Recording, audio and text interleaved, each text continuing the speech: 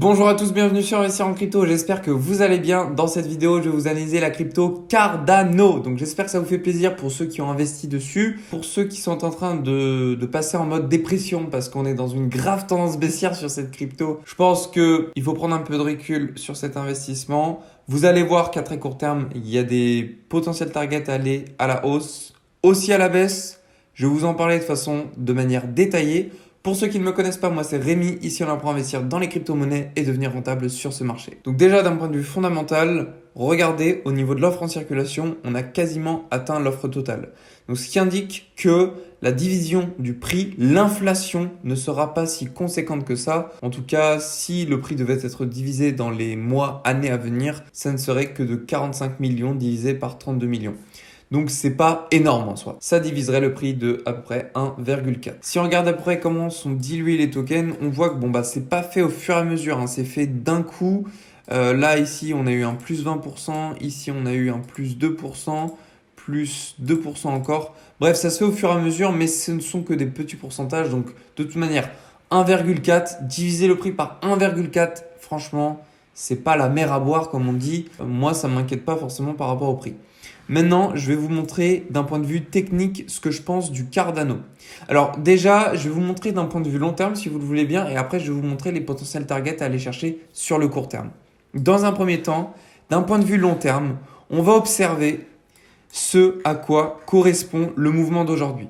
Vous voyez qu'on a fait une jolie hausse. Alors je vais me remettre en daily comme ça on va voir un petit peu plus clair. Vous voyez, on a fait une jolie hausse. On a retracé ici à partir de mai. Puis on a réalisé un nouvel ATH septembre 2021. Donc c'est il n'y a pas si longtemps que ça finalement. Et suite à cet ATH réalisé de septembre 2021, on est parti en tendance baissière bien dessinée de par ce canal. Regardez la résistance qui a été touchée une fois, deux fois, trois fois, support, une fois, deux fois, trois fois. Bref, ce canal baissier nous indique clairement qu'on a des points hauts de plus en plus bas et des points bas de plus en plus bas. Donc aujourd'hui, ce que je peux voir uniquement grâce à ce canal, c'est que on est quasiment en haut de celui-ci. Donc, est-ce qu'on a une inquiétude à avoir? Oui et non. La seule inquiétude qu'on pourrait avoir, c'est que du coup, comme on est en haut, on a plus de chances à revisiter le bas. Mais bon, vous comprenez, si on doit aller visiter le bas à partir d'aujourd'hui, il faudrait qu'on aille chercher les 0,2 $, ce qui fait vraiment très très bas pour le coup. Même si on a une liquidité à aller chercher, franchement, je n'y crois pas trop. Il faudrait qu'on ait un sérieux crash sur le Bitcoin pour qu'on ait un impact jusqu'au 0,2 $. Voilà. Maintenant, c'est un côté pessimiste à prendre en compte quand même.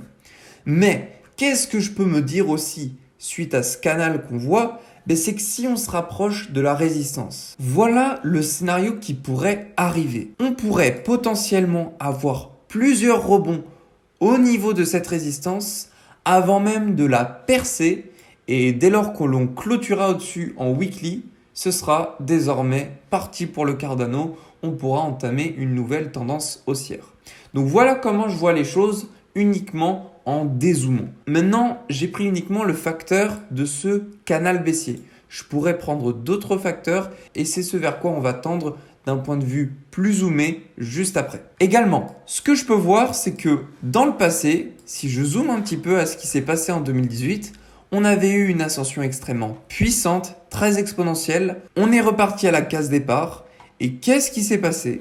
Nous avons eu une stagnation avant de remonter pour ensuite créer une énorme accumulation avant de partir to the moon. Donc vous voyez, si je vous ai mis cette flèche là avec le petit rond qu'on a juste ici, c'est que par rapport à là où on se situe aujourd'hui, on pourrait potentiellement ici se trouver à où est-ce qu'on était ici en mars 2018. Alors, ça ne fait pas rêver, je vous l'accorde. Ça ne fait même absolument pas rêver. Mais en soi, c'est ce à quoi ça correspond si on fait du copier-coller. Mais vous le savez, le marché ne se répète pas de la même manière. Et en plus, il est imprévisible.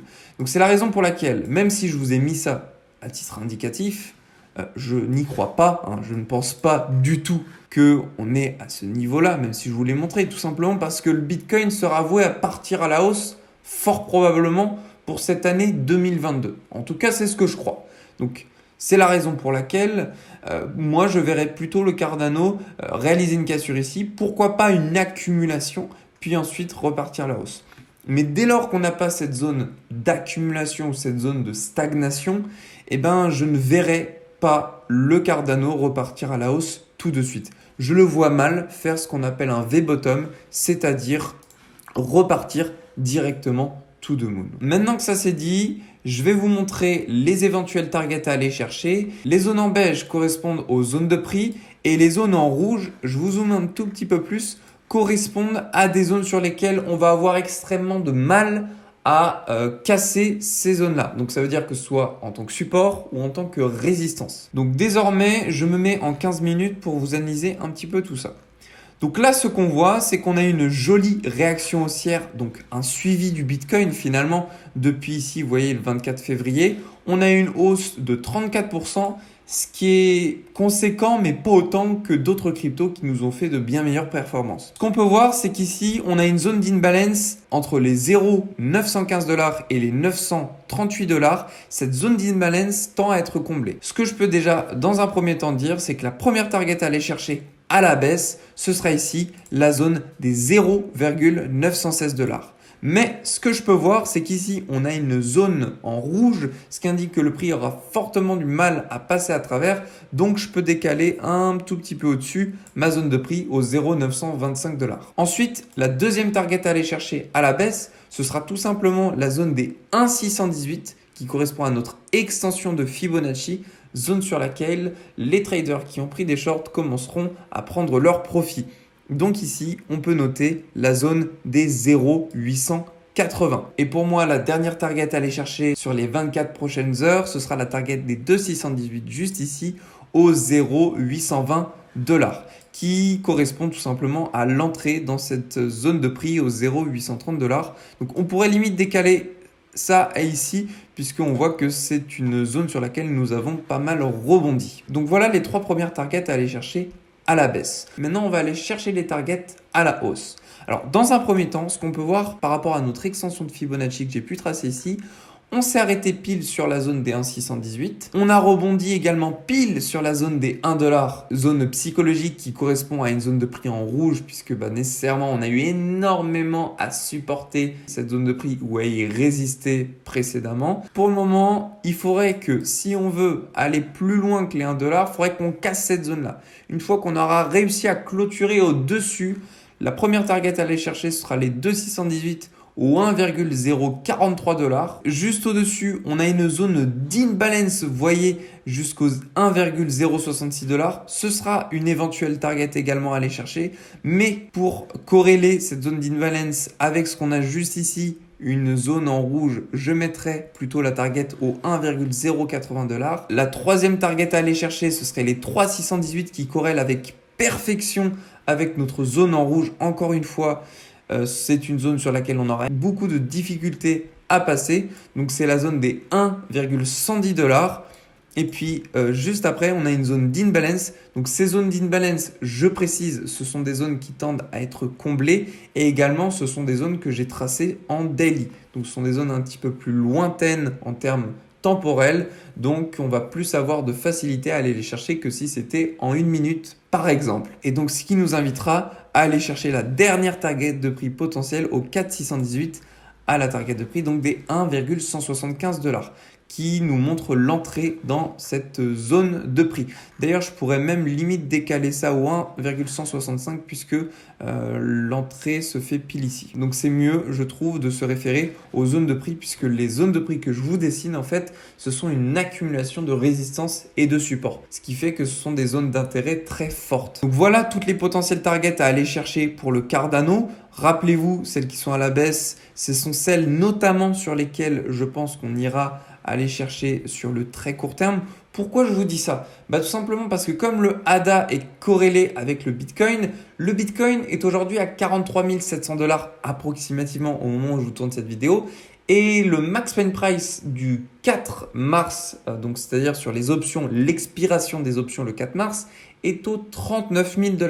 Donc il y aurait tout intérêt à ce que le Bitcoin aille chercher ces 39 000 $ pour faire perdre un maximum de personnes qui ont pris des calls et des puts. Si le Bitcoin va chercher la zone des 39 000 $, alors la crypto Cardano, elle descendra également, puisqu'elle est corrélée. Ce qui pourrait fortement renforcer le fait que la target de prix des 1,110 $ pourrait être potentiellement atteinte, c'est que tout simplement ici, pile sur la zone des 1,113 $, on a une énorme prise de liquidité à réaliser puisqu'ici, on a une belle distribution. Beaucoup de traders ont positionné des shorts, c'est-à-dire on a des stop loss à aller chercher et également des liquidations juste au-dessus. Ce qui pourrait éventuellement freiner cette target des 1,110 $, ce serait cette zone de résistance vraiment puissante puisqu'elle est présente depuis le 2 septembre 2021 et du coup ce serait pour moi la dernière target à aller chercher. Et puis en plus si on corrèle ça avec le temps, il faudrait que ce soit grand maximum le 4 mars, sinon on ne pourrait pas passer au-dessus de cette zone de résistance. Mais bon, comme le 4 mars c'est l'expiration des options, il y a plus de chances à ce qu'on reparte à la baisse. Voilà, c'en est tout pour l'analyse du Cardano. J'espère que cette vidéo vous a plu, qu'elle a pu vous apporter un maximum d'informations sur les potentiels targets à aller chercher sur le court terme. N'hésitez pas à me dire dans les commentaires l'analyse que vous avez pu faire sur le Cardano. Je vous souhaite à tous une très belle soirée, prenez soin de vous et on se retrouve dans la prochaine vidéo.